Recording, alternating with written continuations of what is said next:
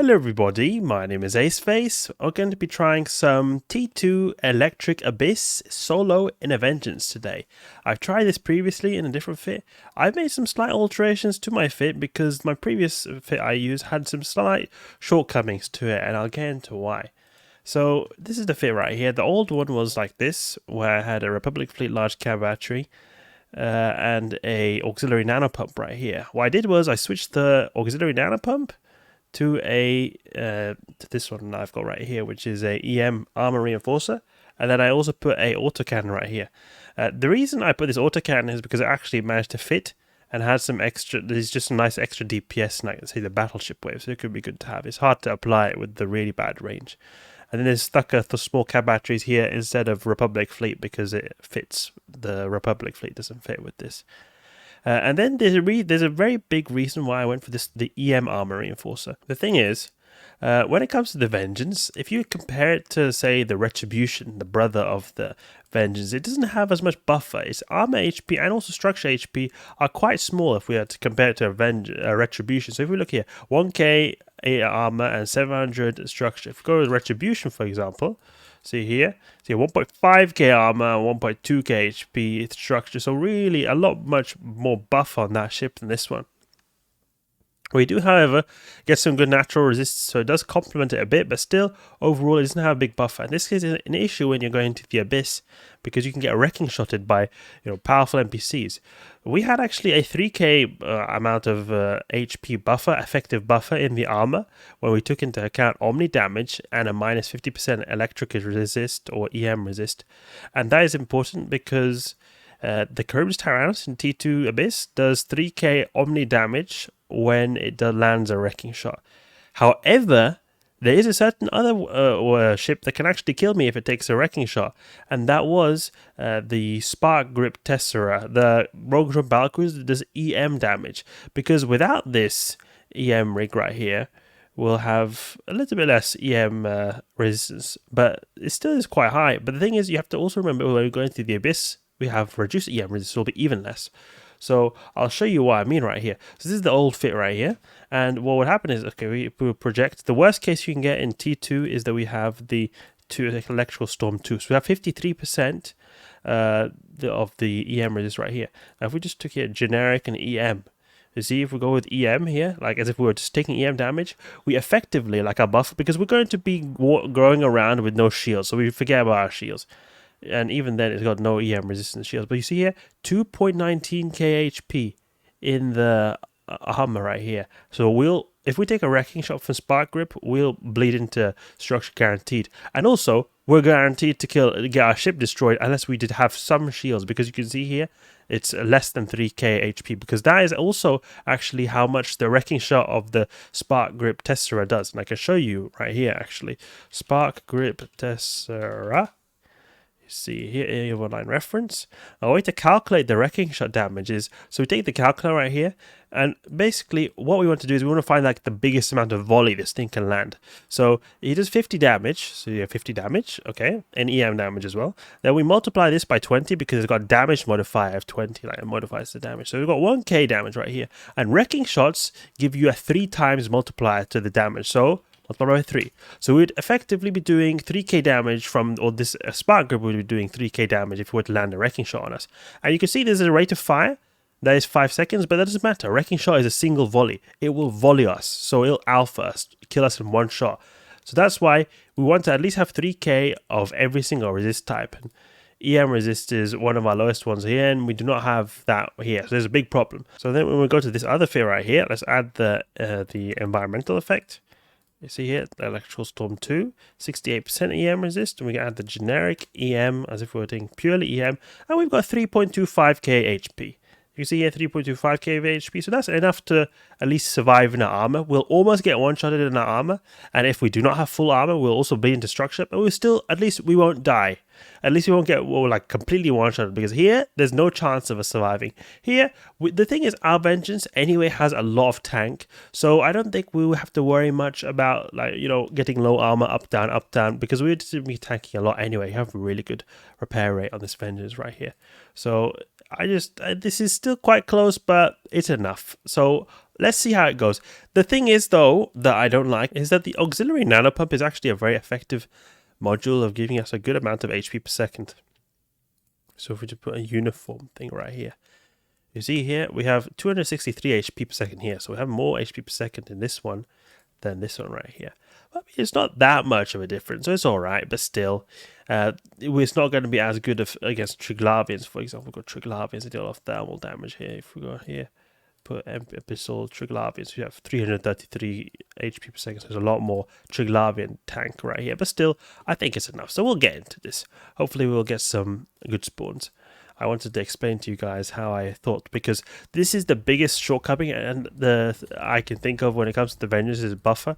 I mean, it's obviously annoying to have to be locked to the rockets as well, but I look at Ezekiel and I see all the people who die in Vengeances. I always see Spark Group Tessera, or something Tessera, or Charybdis Tyrannos. They always one-shot, they get this ship. They don't show any mercy. Oh, and look here, we got one of these straight away, so we might even get an opportunity to be able to actually see how these Rogue Valkyries face against us. Where are they even? Oh, there. Okay, so I'm going to try to sort of kite in a way. So we're just going to sort of use our MWD and try orbiting, and I might use Mjolnir Javelin. I'll just see how it is with this rockets right here. But I might have to actually use longer range ammunition, because we'll be deadly close to these guys and they will be doing damage to us when we get close. Okay, we're able to sort of... I mean, the blast grip is alright because we have a really high explosive resist anyway, so it's alright. I guess we just keep orbit at like 7.5, and I think he should not be able to hit us that well. We'll just get glances off shots. But I think that'll be good. Something like this, maybe?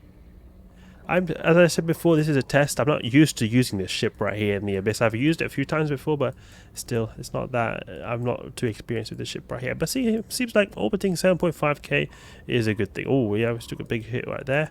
Penetrating shot is not nice to see. You could get a double wrecking shot as well. Like, they could get 2 wrecking shots at the same time. Can happen. Unlikely, but can happen. So that's something that could potentially kill us here. It would be very annoying for that to happen. So we want to kill this guy as quick as possible. To be honest, it would have been better that we go for the Ember, because we've got more explosive resist than thermal. So it would be... This guy here is going to be doing more damage than the Blast over here. Blast does explosive damage. He's an explosive blast. That's how you can think of it. Okay, we got the here. Do we hit anything with these autocannons? No, it's a little bit too far range. Let's see, maybe we can orbit closer, perhaps? Perhaps we can orbit closer. Okay, some shots now, maybe? We'll go some shots. Is there a glancing off shot? Let's see if we can orbit at 5k. Maybe that'll be better. This is being a bit risky right here. What is his resist profile? EM is good. Especially considering the weather effect as well. We're getting some damage from this autocannon, hardly anything. I'm mainly thinking for the battleships where they can't fight us at all. Then we just orbit at 500, we'll be applying fully with this autocannon. But we're going very fast, and the Vengeance has a bonus to its MWD signature penalty. So we're able to speed tank decently even though we've got an MWD on. That's quite nice to see. I'd be very wary if I was doing this and I was up against a Spark Group, because it does EM damage. EM is our lowest resist. No, actually, it's the same as thermal. Okay, never mind. I thought the EM was the worst, but it's the same when you take into consideration the weather effect. Actually, you see that? That's a wrecking shot. That's what I'm talking about. Those are the things right there that can kill you. Let's put a little bit of range here, get up to full HP. See if we can just full HP ourselves. There we go. Yeah, you see it? Wrecking shots, they're quite common with these guys, especially when you are up close. But we are in minus 30% EM resist, so it's still... it's not like we could potentially have less EM resist than we've got right now. Because we have got right now the same amount as the thermal, but we could have even less. Okay, grab this. Not that much loot. It would be nice to get some good filament drops. You can sometimes get the T4 filaments that are worth quite a bit. Especially the T4 electric. Ooh. I think they go for 40 million, something like that. They're very expensive, those filaments. Let's go to the next room. What have we got here? A very cap stable, 14 gigajoules to spare, or just a bunch of rogue drones. No, not rogue drones, I mean the sleeper drones. We'll just go and get the loot first. Oh, yeah, fire watchers, preservers, wardens. They can be quite annoying because they web us, those wardens. So we just keep range here. Unload some missiles. There we go. And here's where we could probably use the autocannon when they're trying to get close to us. We'll just grab this loot and then we'll try approaching them at 0. Approach them. Ooh, okay, a little bit. Nah, it wasn't that much. I saw a lot of items there and this heat sink, and I thought it was, we got more loot, but it was not that much. So we can just approach these guys and we should be able to do some damage at least with our autocannon. I mean, it's hardly anything. What is this, like 25 damage per second, but it's still more than not having anything at all, because the Vengeance does have a utility high. Yeah, or a high slot that's not using missiles, because it's only got 4 launchers, so you're able to put some turret-based weaponry on here. In fact, you're able to put 3 if you wanted to, but it would just be better to go with the missiles, because it gets a bonus to it. Something I have been seeing people do is that on Dekill, when I looked at people who've died in the Vengeance, is I've seen people use... why is this thing not hitting right here? So, 10 kilometers, I should be able to hit. Come on. I've been seeing people use more remote repairs, actually. People have been using remote repairs. They've been using that utility high for remote repair, and that would make a lot of sense because the Vengeance has a good amount of resistances, so the remote repairs will be very effective. But I don't know, it's just the buffer is, for higher tiers, this is just going to get easily one-shotted. I mean, here we're talking about just T2s and we're even just struggling not getting one-shotted. But when it comes to higher tiers like T4, 5, that'll be a completely different ball game. Curbs Tyrants will probably guaranteed be able to one-shot us, unless we put like a assault damage control or something like that, and a lot of multi-specs or something like that. Why am I not hitting so much? I feel like this guy is going too fast so that he's able to outrun the missile, since it's like 2 kilometer buffer. He's 8 kilometers away. We have 10 kilometer range on our missile, so maybe he's able to outrun those 2 remaining kilometers after the here. So we'll put the Caldari Navy. It's got a little bit better range. Maybe we'll be able to apply it better here. It's a bit annoying how we're not able to hit this guy. Let's see now. We'll able to hit now, maybe? Okay, we hit something at least. Yeah, it seems to be going alright now. That was surprising. I thought it would go a bit quicker right here, but it seems the application was very problematic. Yeah, we've got lots of wardens as well. It's not making stuff easier having all the people web us. It's like now we'll probably be able to get at 0 on these guys because we go so fast. 2k a second with this MWD. Yeah, you can see that now we're getting very close. Even though he's webbing me, I think I'm able to keep up with him. Just about, maybe not. 1.3 something, 1.2. A lot of webbers. Bit unfortunate.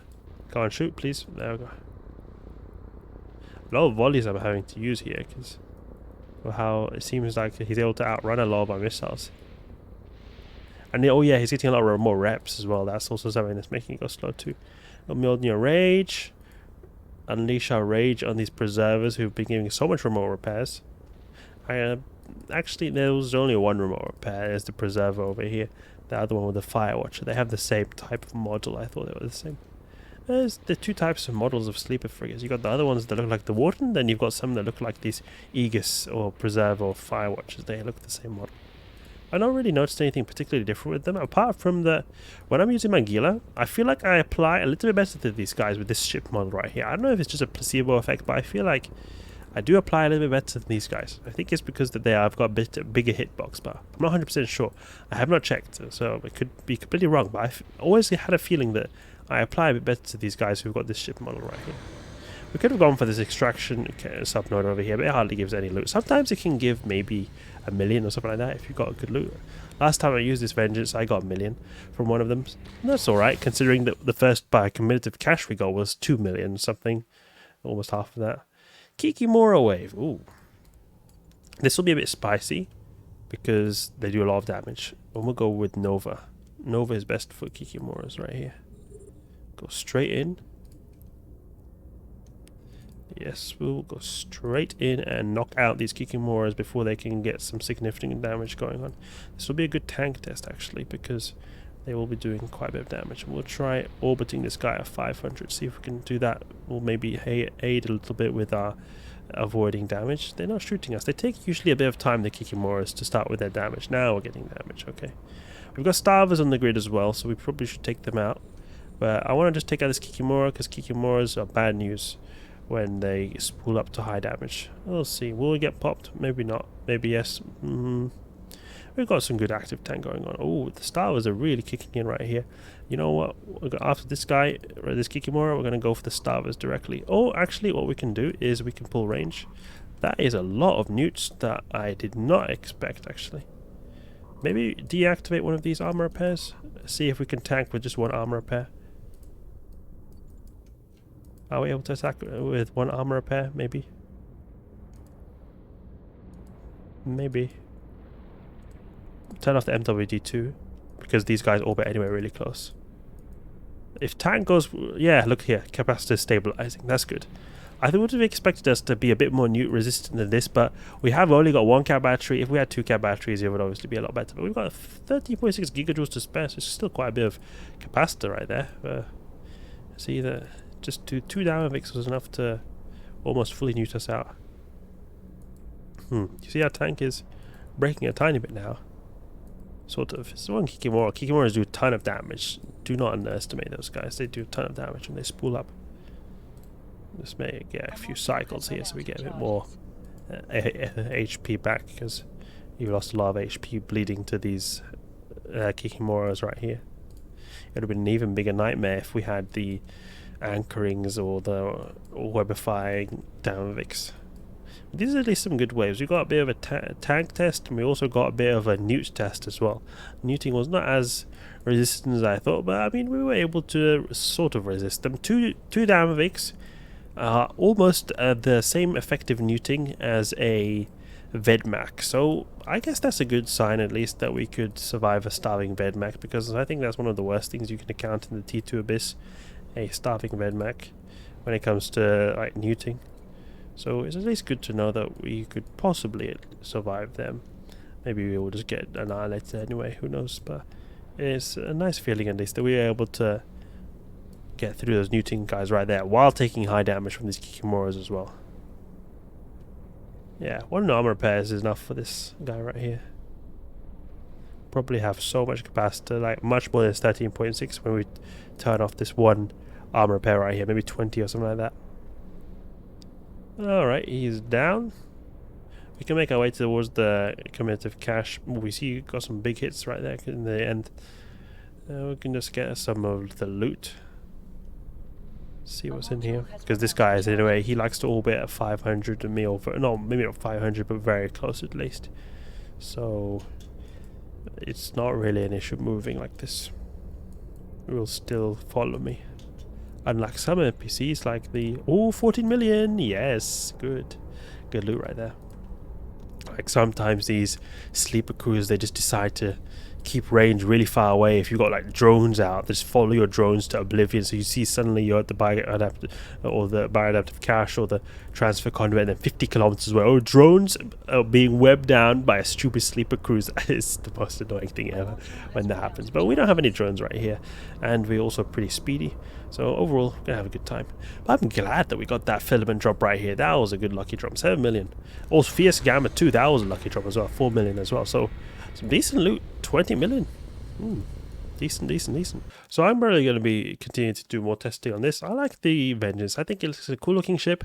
It's probably not as effective as some other ships out there like a Hawk or Retribution, but I still think it's a nice alternative. And it's also, I think it is one of the most tankiest assault frigates you can get.